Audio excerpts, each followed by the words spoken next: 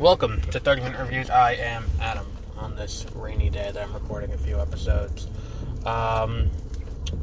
Which one should I do first? Let's talk about the one that I've been trying to do now 3 times, but then things keep happening, so I keep redoing it, or the sound quality doesn't matter, great, I keep redoing it. So now I'm on attempt number 3. Let's talk about DC, the shakeup at DC.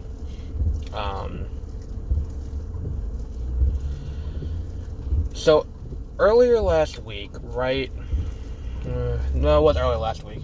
There was the announcement there were layoffs coming to DC Comics. And there was new editor-in-chiefs coming in, a bunch of new stuff happening over at DC Comics. And all this is all that happened right before DC Fandom, which is happening next Saturday, where they're going to be talking about a bunch of cool stuff. And then they also talked about, what's it called?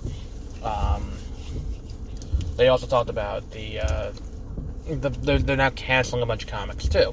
Now, at first glance, all these comics being canceled looks like, not a great thing altogether, but it could be that they're gearing up for a relaunch, similar to Rebirth or New 52. So they're canceling, like, Hawkman, Young Justice, I want to say a Teen Titans book, but all these got canceled.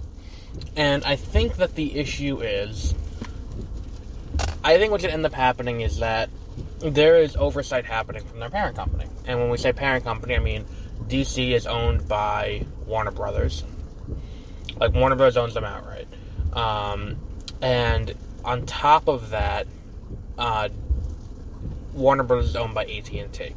And in the current world, print magazines are not exactly the most profitable business endeavor.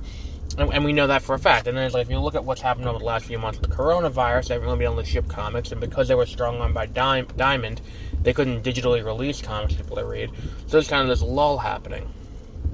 And then on top of it, sales haven't been great, which is being attributed by certain far-right wing morons on the internet as being, they attempted to pander to people who didn't buy comics, and now they didn't buy comics. And it's like, well, no, because if you look at what their top selling comics are, it's not even like historical well-known ones. It's not like Action Comics is selling, or The Flash is selling, or anything else led by a white man is selling instead. It's literally just anything Batman related. And then on top of it, they have 9 million Batman imprints, and I don't care about Batman. And that's been something that, for me, has made it hard for me to read DC Comics. It's like, I don't care about Batman.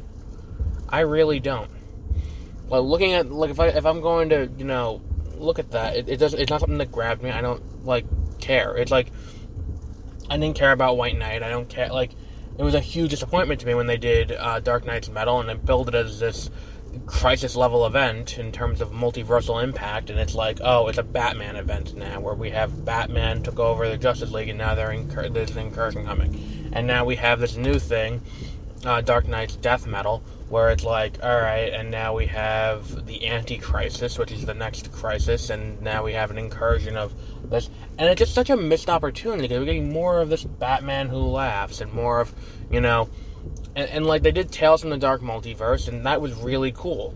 And I don't think that got enough play, Tales of the Dark Multiverse, and that was really cool, whereas they showed these dark what-ifs. What if Nightfall went differently? What if Blackest Night went differently? What if, what was the other one? There was, what if Death of Superman went differently? What if Lois grieved differently?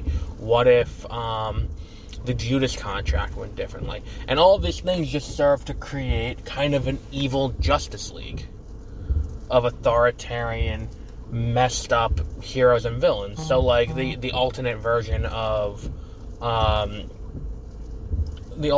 Death of Superman ends up with Lois Lane as the Eradicator. The alternate as an authoritarian Superman type character, imbued with the power, with Kryptonian power. Then there's, there was the Blackest Night one, ends with Sinestro as the Limbo Lantern, with one Black Lantern ring and one White Lantern ring, and kind of in between life and death at all times, which is a cool concept. And then what it seemed like was they had Flash Forward happening at the same time, kind of as a prelude, and then they had, what's it called? They had, and based on where the other one left off, the previous one, Dark Knight's Metal, it's like, okay, this will be cool. We're going to see the dark multiverse come and invade the regular multiverse, and that will be the next Crisis. And that's awesome. Let's do that. And then that's not what they did, and now we got this dumbassery we have with the Batman who laughs is now Dr. Manhattan, and, like, who gives it, like, I'm so tired. Like, there are two things that we can just retire. It's like, and now we got a Rorschach comic. Who the fuck watched the Watchmen TV show and said, you know what we need? Rorschach. We need that. Like, what the fuck? Like, talk about completely missing the point. So, this I think is the problem with DC, is that if you're trying to run it in this way, it's like you end up with 9 million Batman comics as a Batman comic sells, but you don't need Batman, Batman and the Outsiders, Batman and Robin, Detective Comics, and then on top of it you also have, like, Harley Quinn, and then Joker, and then there's 3 Jokers, the new event that's happening, and it's like, if you don't care about Batman, you're not going to buy the comic then, because there's no reason for you to buy the comic. And I think if we want to sum up this eternal, like, here's Batman kind of, you know, view that DC has, let's look at the promotions they have for DC, for Fandom, where they have a thing where it's like, here are the Justice League. We have Superman, Batman, Wonder Woman, The Flash, Aquaman, and I forgot who the last one was in that one. I want to say it was Cyborg. Yeah, probably Cyborg. Because he's usually the one they throw in there. And then on the other one, it was a Green Lantern. And then on the other one, it was, here are the villains: Joker, Harley Quinn, Poison Ivy, Bane, Cheetah, and there was one more, Cheetah and Black Manta. And it's like, okay, I get what you're doing here. And these are the characters that you think people really like. And a lot of people do really like that. I'm not going to say that. But first off, why the hell is Bane on there before, like, I don't know, like, General Zod, Doomsday, like, Thawne, or, like, Sinestro, or any number of other characters from the 4 who are not being represented, because we have 4 Batman villains on there.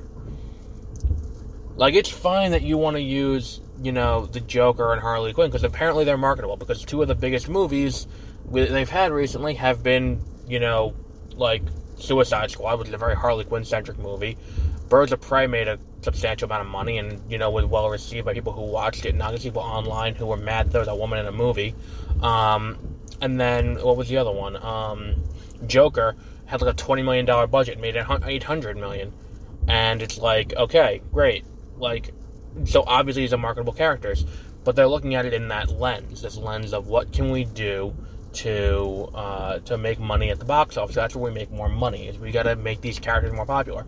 And what they should be doing, if I'm looking at this from my perspective, a smart thing to do would be to you know, use it to promote characters that people haven't quite seen as much, that don't quite have the notoriety. Like, if you make it where, you know, Hal Jordan and Green Lantern are well received in the comics, and people start to like the character, and they amass a fan base, or the fan base that they have is reawakened and reinvigorated, then when you do a Green Lantern TV show or Green Lantern movie where you can pull more money from it, because you make a lot more money than a comic book is, you're going to do well.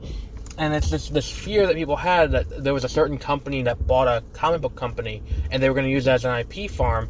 Well, that happened, just not where you thought it was. And here we are.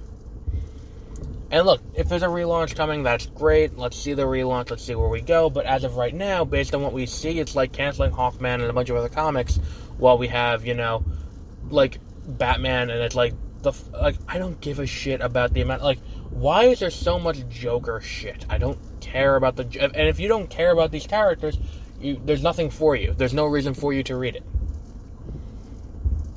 So we'll wrap up there with this for today. DC Fandom is this Saturday. I'll cover as much as I can on Sunday, only because I'm working on the day of, so I will be covering as much as I can on Sunday. And we'll talk about more then with, this cool stuff. And hopefully they unveil some new, real things that go over well. And it's not more Batman. Look, I know there's going to be some Batman. There's a Suicide Squad trailer dropping, and there's going to be a first look at the Batman, the Matt Reeves movie with Robert Pattinson. And that's definitely happening, and they're unveiling some new movies, and who knows what they're going to be, but we'll see when that happens. So until then, have a great rest of your week.